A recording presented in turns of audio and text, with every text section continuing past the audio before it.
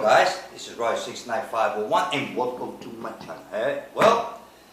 I wish everybody, I wish that everybody had an excellent weekend, and I wish everybody to have an excellent week. And also today is Monday, the joy of doing nothing day. Oh yeah.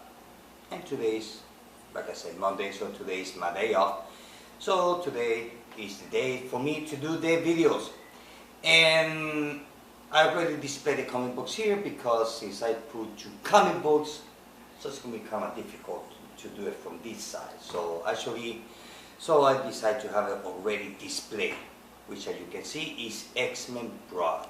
It's a two-part story from the 90s, which actually is a second, kind of like the second part of the first crossover that the X-Men had back then, which I never read.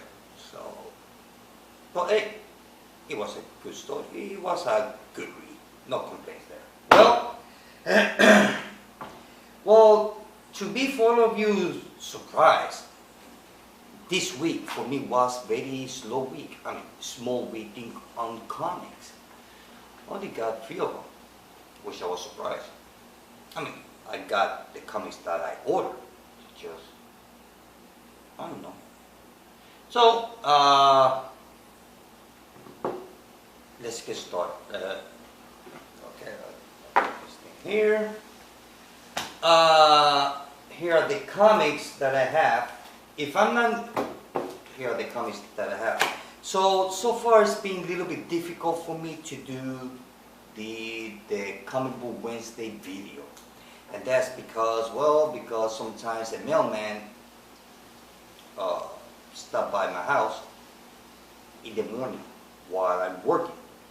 And since the comic books comes in a box, so there's no space to put on the mailbox, so he take it back and then leave that little green paper saying that I had to go to pick them up at the post office. So when that happens, I had to wait till Monday to get them, because by the time I finish working, the post office is already closed on Saturday. Saturday they close early, so I had to wait for Monday.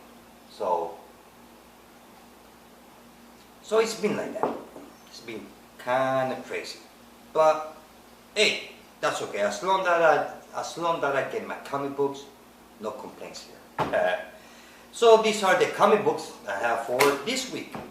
I have Sinestro, issue number 4. Detective Comics Annual number 3. I have Justice League issue number 32. I have Red Lantern Annual number 1. And Batman Eternal issue number 17. And Future End issue number 13. Yep. So, hey, hold on. Where is it? Oh, here it is. Sorry guys. Here. Yep. That way the boxing won't fall off. So I'm going to give you my thoughts for this week's comic books, which has been kind of, like I said before, it's been a very small week. So got Futures End and Batman Eternal. And Future Ends. Well, I gotta wait, I think it's 1 more week so I can have 4 comic books, so I can read those comic books one after the other. I mean, since these are weekly comics, I like to read in a stack of 4. I like it better that way. And then once I read the stack of 4 comic books, then I will make my video about Futures End and Batman Eternal. So I'm going to give you my thoughts about Red Lantern Annual issue number 1. Check out this cover.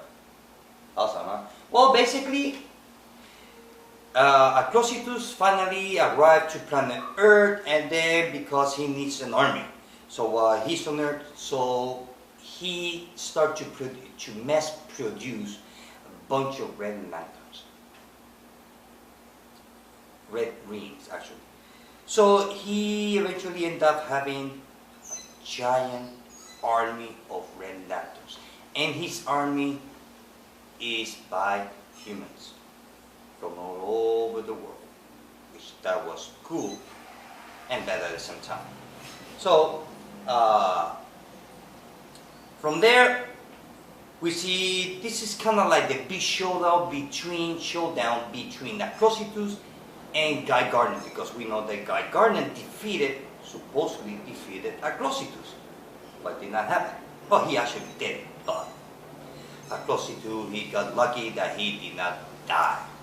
So the thing is, so Batman shows up here, asking Guy Gardner what the hell is going on to this city. So he starts giving a little explanation, and then we get to see Supergirl shows up also here, which Guy Gardner, he was like, what the hell are you doing here, woman?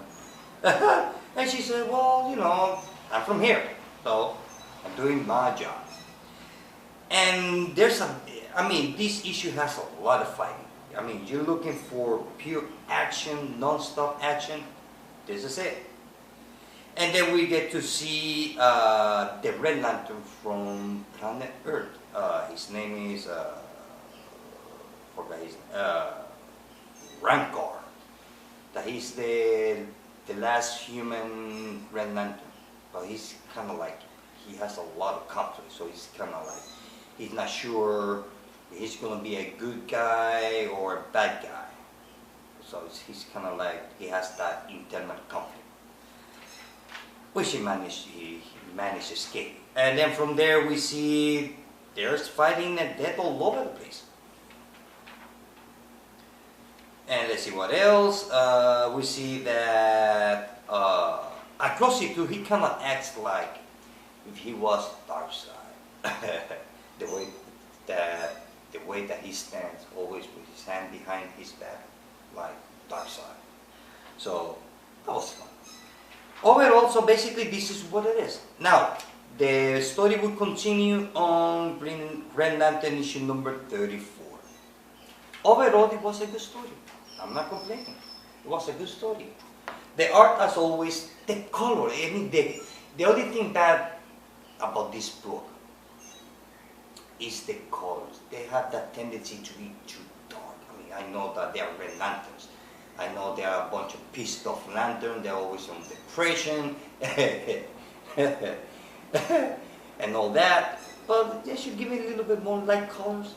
It's kind of like when they use too much dark colors, kind of like all blends together. So it's kind of hard to distinguish who is who. So, but other than that, the story was good. So I would give it 4 out of 5. Now remember, if I give it 5 out of 5, it's the best of the best of these 4.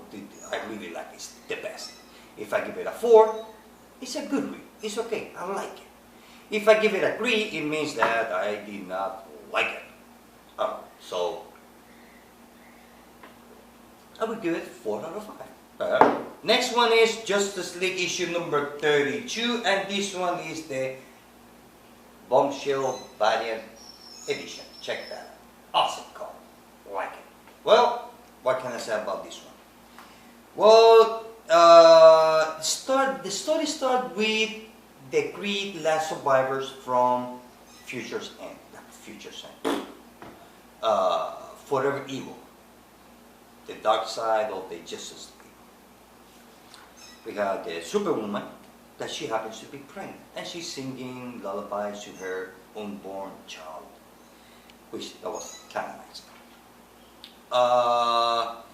So to make the long story short, what you see on the cover, oops, is not on the inside. Allow me to explain. See what I mean? Okay, come on. See now?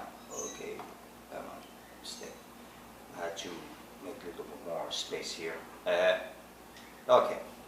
What I meant, what you see on the cover is not on the inside. Well, the title of this book doesn't go with the story on the inside at all. This is not a Justice League book. This is a Doom Patrol book. Yeah, we get to see the Justice League, which was fun. But on the last page, the whole thing was about Doom Patrol. I'm not saying that it's bad. I like it. I love the book because it's about Doom Patrol. Although I never read anything about Doom Patrol back in the 90s. I don't know if they were published back then or not. But this Doom Patrol, whether it's good or bad, or it is the same or worse as before, I have no idea. So I have no way to compare. But for what I read about Doom Patrol since on the Justice League book, it was fun. I like it. But like I said, there's no Justice League around. It's all about Doom Patrol. And yes, and we get to see the Justice League in the end of the book. So basically the thing is about Doom Patrol. You see, the guy, his name is the boss of the Doom Patrol. I forgot his name. Anyway, he's after the new Green Lantern woman. As we know, because on the end of Forever Evil, the dark side Green Lantern, he died. So his ring flew away. And finally found, a new host, which happens to be this woman. Forgot her name. I know it's Monday. Anyway, so the thing is that the ring from Forever Evil is different as the ring as we know on the New 52, on the main Earth. Okay, the Green Lanterns, regular Green Lanterns as we know, Hal Jordan and everybody else, they control the ring. Now, the ring from Forever Evil actually controls their host. And that's what it is. You see, the girl, the new Green Lantern from Forever Evil, Ring, she's having a conflict trying to control the ring. So Doom Patrol is after her because they want that ring. So that's the twist of the story. So there's all these cat and mouse chase. The thing is that while all this is going on, well, believe me, Justice League, there's a big fire that is, while they are fighting her, a building caught fire. So the Doom Patrol says, look, we go to save people, those people on the building. But the guy says, forget about those people. We need to get that ring. We need to get that girl. And the Doom Patrol say, but we are here to save people. Forget about those people. If we get the ring, okay, if we save those few amount of people on that building, she's gonna run away. If she gets away, that means that more people are gonna die. So I'm willing to sacrifice quite a few people on the building to catch her, to avoid more people dying. So the two decisions are bad, so you have to choose, both sides are bad, so you have to choose the less bad. So, but on his mind, he still wants to go to get the girl after the Green Lantern girl. But the Doom Patrol, they still want to save people. So while all that's going on, Justice League shows up. And they save the people. So now you can imagine now how the Doom Patrol is going to look like to the eyes of Justice League. Just like that. That it was a good story, I love the story. It was good. Like I said, it's a Doom Patrol story. And I wish that we have a Doom Patrol series. Well, maybe not a series, maybe like a, I don't know, maybe like a 4-issue miniseries. Kind of like a separate adventure or something. That would be fun. I would like that. That they would make a 4-issue miniseries after they finish with the Justice League. Let's see what else. So, and then on the end, also we get to see Captain Cold on Lex Luthor's building, office, because they are talking business. You see, Lex Luthor wants Captain Cold to be his head of security.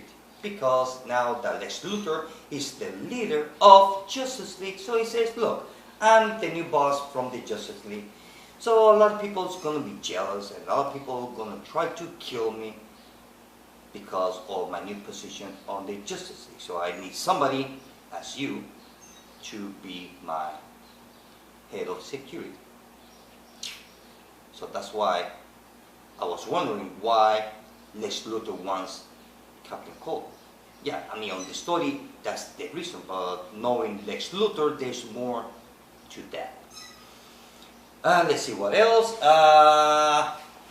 It was a simple book. I really like it. It was fun. It was fun. And basically, on the end, we get to see that we get to see a little bit of a background of the new Green Lantern woman, through Steel. So that was fun. Actually, it was a good story. It was a good story. And finished with Lex Luthor fighting him. His name is, I forgot the name of his name. The Chief. The boss of the Doom Patrol name is the Chief. Which I wasn't wrong from the beginning. I called him the boss. So he's the Chief. So basically, it's the same thing. So on the comic books, his name is the Chief. Because he wants that Green Lantern ring for himself, to study it. That's what he says. But we all know that never happens. So let's see what else, and that's about it. I mean, it was a good story. Like the art, and typical Jeff Jones story. There are always some twist and turn in the middle of the story. I like his writing. And that's about it, guys. I mean, this was a good story. I really like it. I'm really having fun with Doom Patrol. And I will give it 4 out of 5. Next one is Detective Comics Annual Issue number 3. Check this out. Well, Detective Comics. This is a tie-in to the Icarus story arc. So here we got 3 different stories. We see Bruce Wayne that he changed his disguise as Matches Malone. And we see him on the bathroom talking to some guy ready to fight. And then from there we get to, we jump to some other place where the consequences of the Icarus drug, how it's being moved around the city, who's moving the chips, who's the boss, you know, all that goody stuff. And then from there we get to see that Batman's beating up everybody, trying to find out who stole the guns and who's spreading the drug Icarus. And then a kid shows up. I said, well, I know where the guns are. So he said, well, where? So he tells him. And then Batman sees the kid that has some hand mark on his face. He says, who's beating you? Your dad? And the kid says, yes.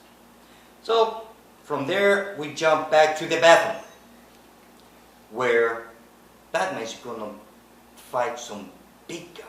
But, well, that big guy in the bathroom happens to be that kid's father, that he forgot his birthday. And he just smacked him around. Kind of abusive father. And Bruce Wayne, he just beat the hell out of the guy. I mean, I'm talking, when I'm talking about beating, he beat him. The thing about here is that you can see that Bruce Wayne, he beat up, or in this case Matches Malone, he beat up this guy different as the regular bad guys. He beat him up with rage because of what he's doing to his child. And we know, well, you know, I think he see his reflection of himself with the kid. Say, well, you have a father. He had a father. Bruce Wayne had a father that died when he was young. So this kid, he has the chance to grow up with his father, but his father abused him. So that's what pissed him off so bad. And believe me, after the beat up, he tells the guy, get the calendar. That was fun. And then from there, we get to see that there's a new player on Gotham City. His name is the Big Bastard. I know. It reminds me of a character from the... He's a big guy with a skull painted on his face. I know I've seen that character before. I don't know. I know it's not from Marvel. It has to be from Image. I forgot his name. I think it's from Image Comics back in the 90s. I forgot the name, but he's just a big guy with a skull painted on his face. That's it. That's his trademark. Oh yeah, he likes to use big knife. So here he's called himself the Big Bastard. He said, well, I'm the new boss in town, Big Bastard is in town, so I'm going to take over. Or at least he's going to try to take over. Now, I'm surprised while all this going on with the guns and the drugs and everything, Bane is nowhere to be found. I'm wondering, where is Bane in all of this?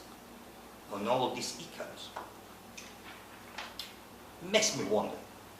So we see that Batman gets to use his armor and fight the Big Bastard.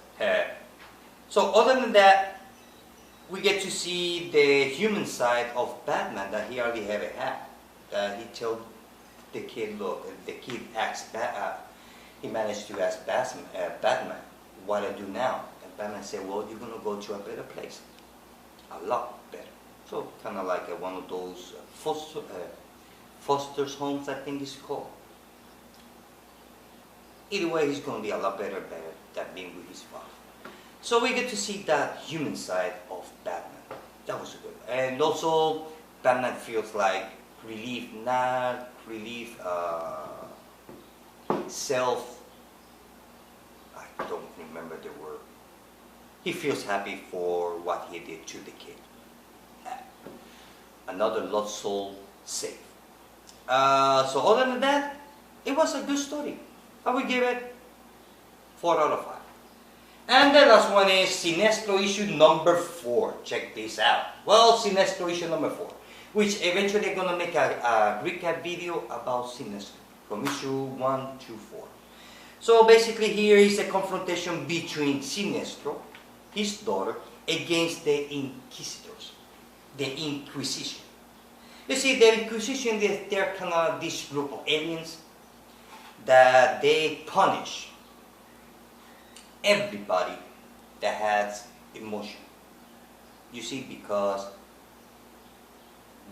anybody that has emotion, they're bad. Because they get to have to make wrong choices, bad decision. And if they get to do a lot of good things and a lot of bad things, all because we have emotions. So the Inquisition, those group of guys, they kind of like punish or kill or take away their emotions. They want them to be cold beings. I mean, you have no emotion, that's it. There's no way to tell me there would be no good or bad. So I don't know how that would work. But that's kind of like a new religion that is going on the Green Lantern universe. Let's see what else. We get to see that Sinestro and his daughter that fighting side by side. They don't like each other. Let's see what else. And we get to see that they're playing with Sinestro's emotions. And let's see what else. I don't want to spoil too much.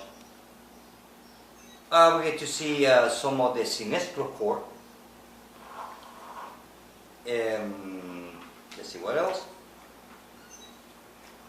Let's see. That's yes, and then issue number 5, we're gonna see the meeting of Hal Jordan with Sinestro. So basically, the whole story goes around the Inquisitors. Basically, it was a good story. I give it 4 out of 5. Wasn't that bad. And also gonna make a recap video, I guess, a measurement of those, and still have to wait to read Future's End and Batman Eternal.